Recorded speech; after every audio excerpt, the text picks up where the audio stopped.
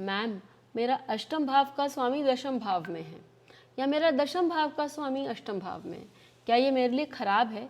मेरे जॉब या मेरे करियर पर कोई असर तो नहीं पड़ेगा ना? अक्सर सुनने को मिलता है और हंसी भी आती है, लेकिन सांत्वना भी देती हूँ। और सांत्वना ही नहीं, सच बात बोलने की चेष्टा करती हूँ, क्योंकि आपको BPHS में ये नज़र आएगा कि वहाँ उन्होंने लिखा है कि यदि अष्टम भाव का स्वामी दशम भाव में हो या दशम भाव का स्वामी अष्टम भाव में हो, तो वो व्यक्ति के लिए एक तरह से उसके जीवन व्यापन करने के लिए कोई सुविधा नहीं प्राप्त है।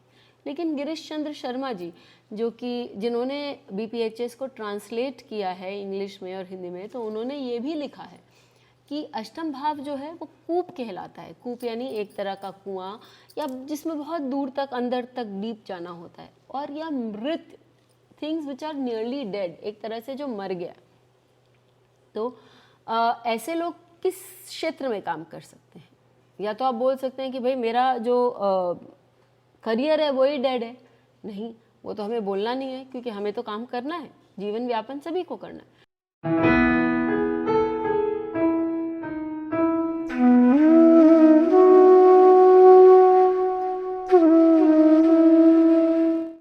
तो आप इसको किससे जोड़ सकते हैं? लाइफ इंश्योरेंस, क्योंकि ये काम यदि आप कर रहे हैं तो जो मर गए हैं या जो अपने लाइफ का इंश्योरेंस करवाते हैं ताकि उनके प्रियजनों को उनके जाने के बाद वो धनराशि मिल सके, वो उसी के साथ आपको कनेक्ट करती है। आर्कियोलॉजिकल डिपार्टमेंट में जो लोग काम कर रहे होते हैं, अब आर्कियोलॉजिकल क्यों? क्योंकि वो आपको ज़मीन के भीतर से उन चीज़ों को खोद के निकालने की क्षमता देती है जो कि ऑलरेडी या तो डेड हैं या बहुत पुरातन हैं। डॉक्टर्स जो इमरजेंसी एरियाज में काम करते हैं, क्यों? क्योंकि आपका रिसरेक्शन या वापस ऑलमोस्ट डेड नहीं बोल रहे, खाली केवल डेड नहीं बोल रहे, तो व्यक्ति उस कगार पे आ गया है कि उसका लाइफ एंड डेथ वाला सिचुएशन है, और उससे आप कौन बाहर निकालता है? डॉक्टर्स या वैद्य। तो उनका भी प्रोफेशन, इसलिए डॉक्टर्स और वैद्यों के लिए ये अष्टम भाव बहुत इंपॉर्टेंट हो जाता है। यदि आपका दशम भाव का स्वामी अष्टम भाव में है, रिलेट करता है तो है। मोटिवेटर्स के लिए भी ये इम्पॉर्टेंट है। क्यों इम्पॉर्टेंट है बोलिए? आप अपनी बात से, आप अपने कुछ कथनी से लोगों को जो डिप्रेस्ड हैं या ऐसा उनको लग रहा है कि भाई अब जीवन में उनके लिए कुछ बचा नहीं है और जीवन को बोझिल समझते हुए आगे बढ़ रहे हैं, उनको आप मोटिवेट कर रहे हैं, आप उनको समझा रहे हैं कि नहीं ये तो अंत नहीं है, आप there is a long way to go, आप बहुत कुछ कर सकते हैं। तो मोटिवेटर्स भी लोगों को एक तरह से उस पड़ाव से लेकर आते हैं जहाँ लोगों को लगता है कि अब सब कुछ समाप्त है। उनके लिए भी ये अष्टम भाव इम्पॉर्टेंट है। 10th लॉर्ड इन 8th हाउस, या 8th lord in 10th house, where you help people come back, resurrect, वापस उनको पुनर्जीवित करते हैं।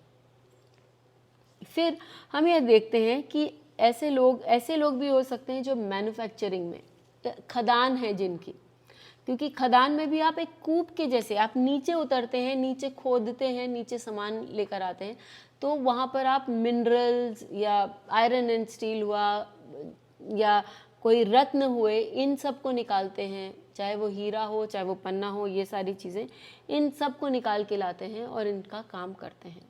जो आयरन एंड पेट्रोलियम इंडस्ट्री में काम कर रहे हैं, कहीं ना कहीं D1 या D10 में आपका 8th लॉर्ड आपके 10th हाउस से संबंध रखता है, क्योंकि या आपका 10th लॉर्ड 8th हाउस से संबंध रखता है। क्यों? क्योंकि पेट्रोलियम भी जो हम ला रहे हैं वो भी हम जमीन के नीचे से ला रहे हैं।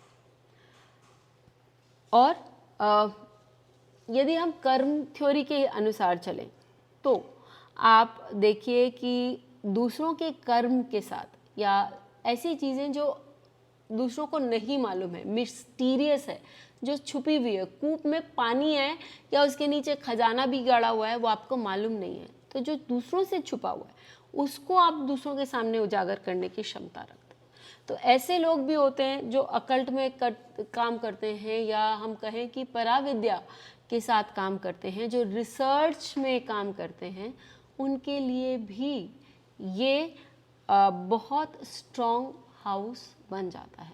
कुछ एग्जाम्पल्स मैं आप लोगों को दे देती हूँ। तो यदि हम रजनीश ओशो के बारे में बात करें, रजनीश ओशो का जो लग्न है वो टॉरस यानी वृषभ राशि में है, तो उनके 10th भाव के स्वामी कौन हुए? शनि हुए। शनि उनके 8th भाव में विद्यमान है।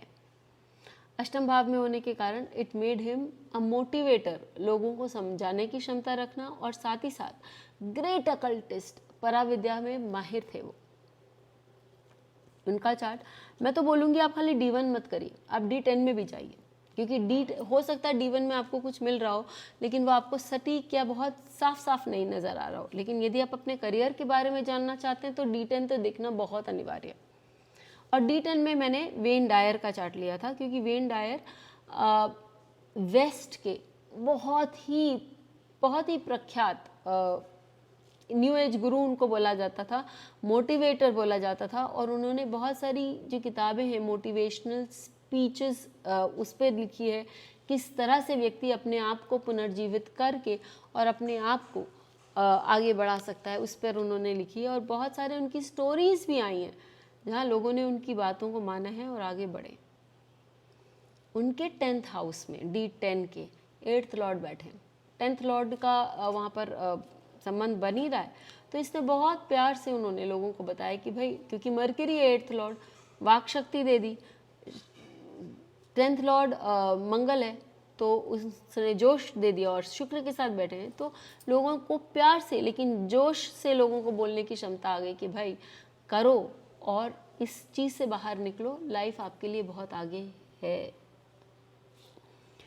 नेताजी सुभाष चंद्र बोस, उनके चार्ट में क्या दिखाई देगा यदि उनका 8th Lord 10th Lord 8th house में बैठा है और कोई नहीं शनि है, तो क्या दिखाई देगा? Espionage, spies. उन लोगों को भी अपने आप को दूसरों से छुपा के रखने की ज़रूरत है। जैसे मैंने आपको बोला ना कि वो चीज़ें छुपी हैं, तो नेताजी सुभाष चंद्र की लाइफ के बारे में आप पढ़ेंगे तो आपको मालूम पड़ेगा कि कहाँ तक उन्होंने छुप छुप के लोगों से क्या क्या काम करे हैं। अपने देश के लिए ही किए हों, लेकिन उन्होंने बहरूपी का भी रूप बहुत भार धारण किया है और लोगों से काम भी करवाया ये सारा। तो वो आपको एक तरह का जासूस, ये सारी काम भी करने की क्षमता देता है। लिखकर बताइए कि आपके 8th हाउस में कौन से भाव का स्वामी बैठा है। हम फिर आपको बताएंगे कि आपके क्या क्या रिजल्ट्स हो सकते हैं। फिर मिलेंगे, तब तक के लिए धन्यवाद। बेल आइकन को दबाएं ताकि आपको वीडियोस की अपडेट मिलती रहे।